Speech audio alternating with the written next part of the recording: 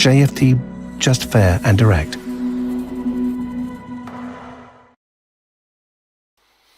Okay, hello and good morning everyone. Welcome to JFD Traders Espresso with me, Darius Anucauskas. Today's the 19th of December 2022, so yep, welcome everyone.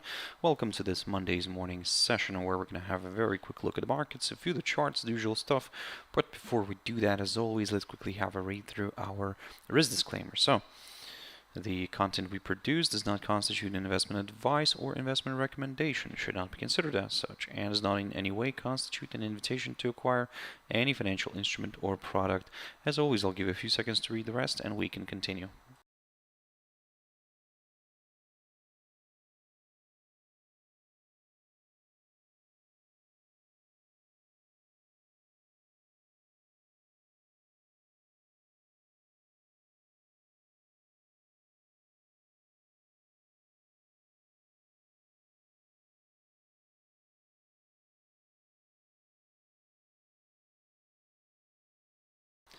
Okay, so now then, also just before we jump into the charts, as always, a quick mentioning of our JFD YouTube channel, to which you can always subscribe to in order not to miss any of our upcoming videos, and of course our jfdbrokers.com website, which you can always check out for more information about us, guys. So let's jump into the charts. The first one I want to pick up here is Nikkei 225, and there we go. We had our drop. We had a move below that 27,415.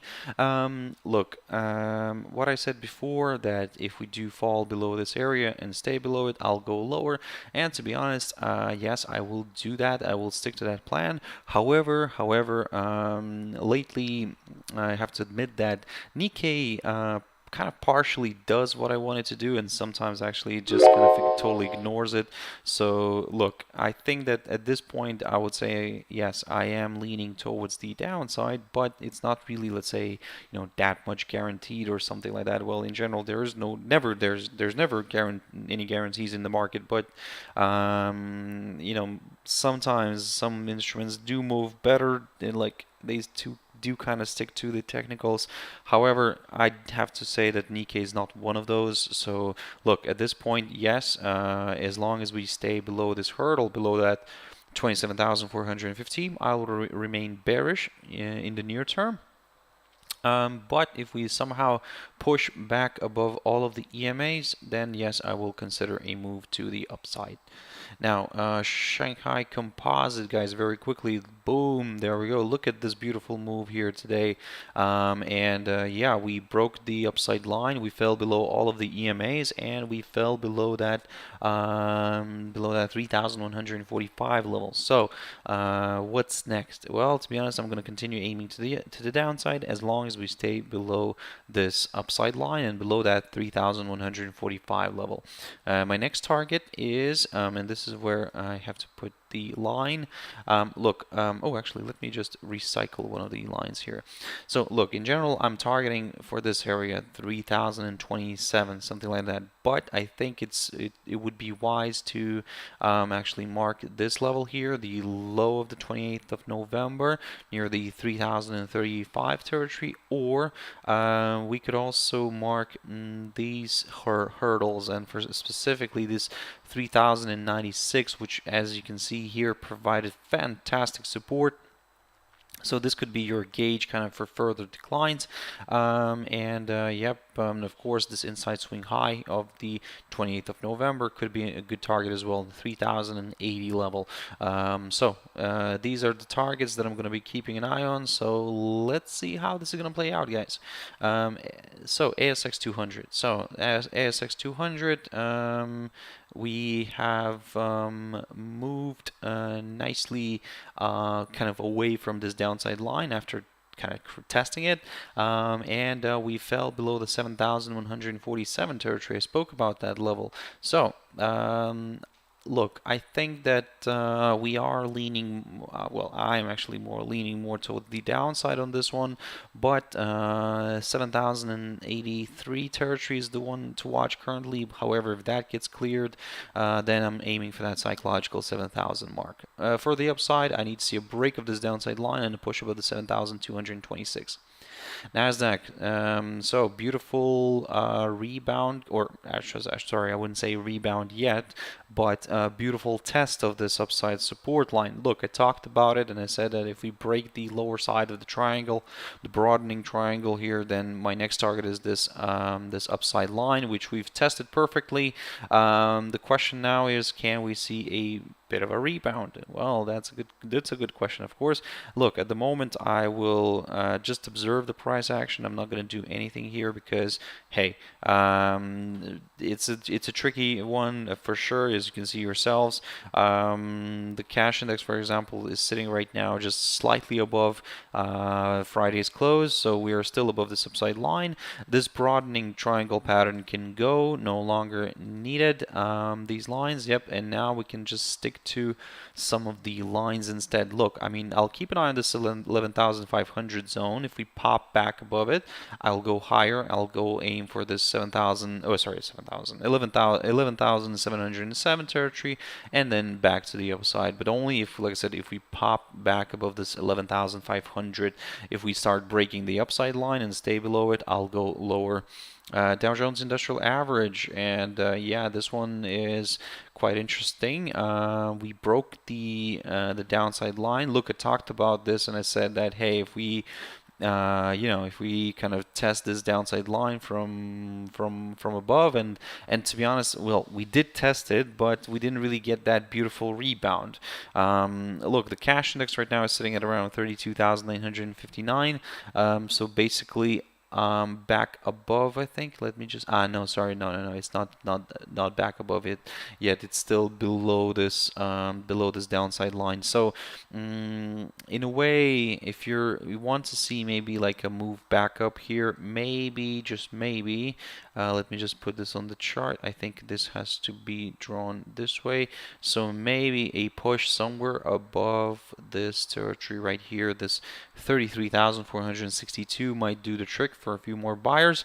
But if we don't get that move back up here, then certainly, yes, it's going to be a bit of a tricky one.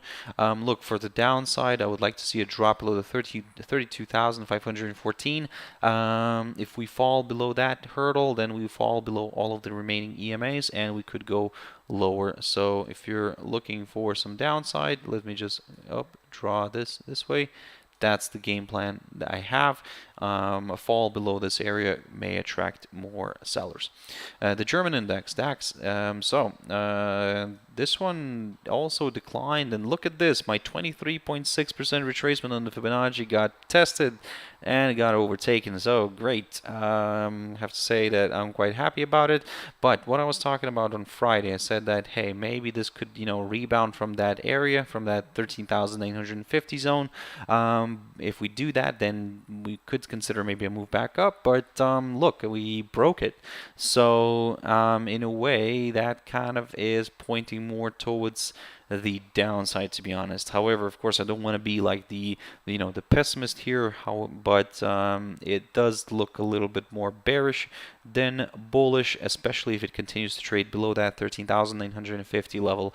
I'll aim for these 200 and the 108 EMAs. If those get cleared, well, guess what? Further declines are possible, and this is where my Fibonacci can come in handy, because then we could aim for that 38.2% retracement on the Fibonacci, and just look where it is. I mean, it's near this other peak, the highest point of September, if I'm not mistaken. Yep, that's correct. The highest point of September is near that 38.2. I mean, talk about coincidence. But yeah, it's quite a beautiful, attractive coincidence, I would say. Very convenient coincidence. But yeah, look, I mean, as long as we stay below this 23.6, I'm aiming for that 38.2% retracement on the Fibonacci. DXY, the dollar index, so continues to trade within the falling channel. So yeah, after rebounding from the lower side of it, so we now pushed higher, but still, as I said before, my upside scenario here is on a break of this upper side of the falling channel and on the break of this 221-day EMAs. For the downside, I need to see a drop below the 103.45 level, somewhere around here, in order to aim for the lower side of the falling channel. Gold, it's a mess. First of all, look, I mean, what I talked about last week. I said after we broke this upside line, I said that, hey, maybe we'll go lower here, and even if we do rebound somewhat, if we stay below this upside line, I will continue to aim to the downside. I think that this upside line got violated, and I think it got ignored, so we can get rid of it. But one thing that I can see that it's still getting respected is this level right here, the 1797 territory. Acted as a good area of resistance, then support, then now it's acting as resistance again. So if this somehow continues to provide that resistance, well, I will stick to this arrow like this, and we could go lower. For the upside, I need to see a push somewhere back above this 1807-08 territory. Now, WTI oil. So interesting. The downside line continues to hold.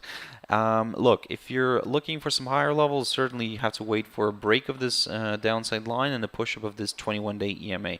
For the downside, I'm taking a very conservative approach here and waiting for a drop below that 70 level. The same analysis as last week, so nothing new. Bitcoin, pushed higher, but as you can see there we go. This is what I talked about. I mean, this is the annoying bit about it.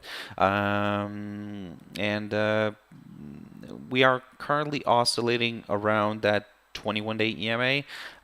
Look, if you're looking for some higher levels, then certainly wait for at least a break of this downside line taken from the high of the 31st of May. This is a tentative downside line, and a push up of the 21-day, the 100-day EMA may do the job here for more buyers, and we could aim for that 200-day EMA. But yeah, at the moment, I would say it's a tricky one.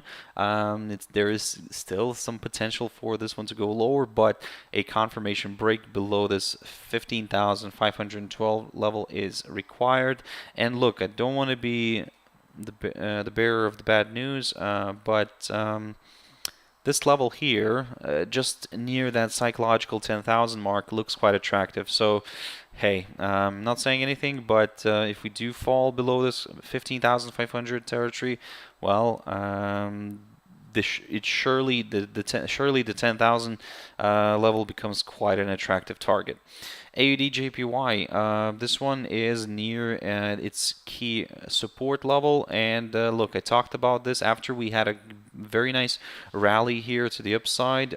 We have tested this downside line, so in other words, we are forming a nice descending triangle pattern, which according to all the TA rules tends to break to the downside, but a confirmation break is needed. And look, by the way, if you remember, I talked about this idea. I said that inside this pattern, if we do fall below this 92.15 and this 200-day EMA, I'll go towards this lower side of the triangle. Well, so far, I think that's all. It all worked out nicely, so we got that move.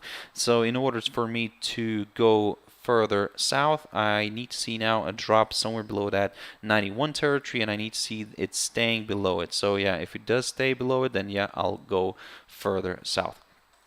AUD CHF, looking at this picture here, we've rebounded nicely from this key support zone. Look, I think I'm going to grab this highlighted territory and I'm going to put it right here. Yep, and I think that we are now having another range. We had a range within a bigger range, and well, actually, the drop here and the rebound here did confirm this bigger range. So yeah, now we can say that we had a smaller range within another range. So now we have a bigger range, and if in order to go lower, I need to see a break of the lower side of it in order to go south.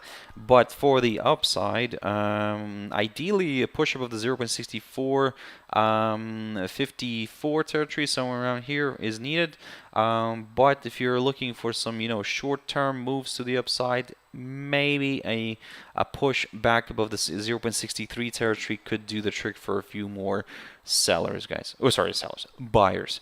USD CAD, very quickly on this one. 1.37 territory. Look at this. It's acting as a very nice area of resistance. So guess what? The clearance of it is needed in order to go higher. This way we can safeguard ourselves. Then the next target is the 1.38 or the 1.3808 to be more specific, the highest point of November, and then so on and so on.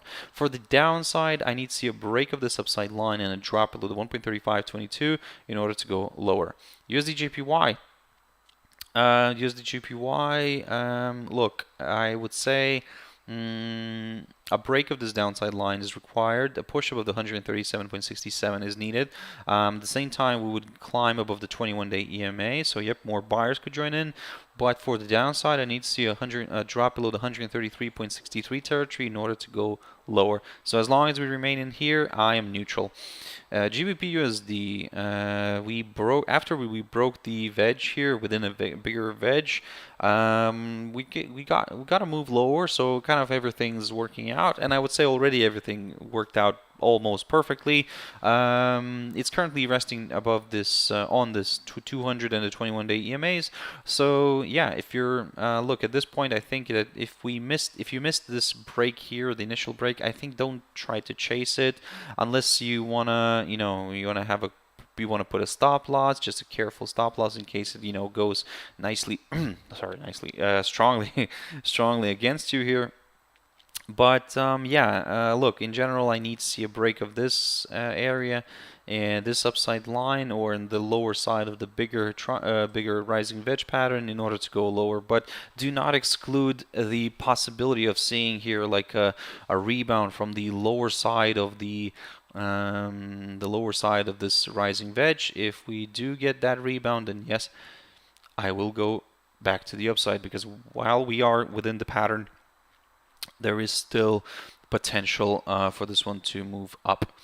EuroCAD, guys, very quickly. Look at this. I mean, this is one of those moments, and I said that last week, and I kind of pointed out a lot last week. I said that, hey, if we kind of remain above this upside line still, we could go higher, and if we remain above this 1.4462, we could still go higher. In general, we didn't really get that clear indication of a potential reversal. So look, and I said that I think I'm targeting this 1.4629, 46 territories.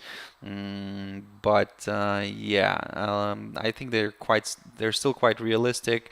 And look, in general, of course, I understand that everybody's already tired and they want a bit of a retracement. But even on the weekly chart, we can see that yes, we are quite overextended here, but we haven't had that reversal signal yet, even on the weekly chart.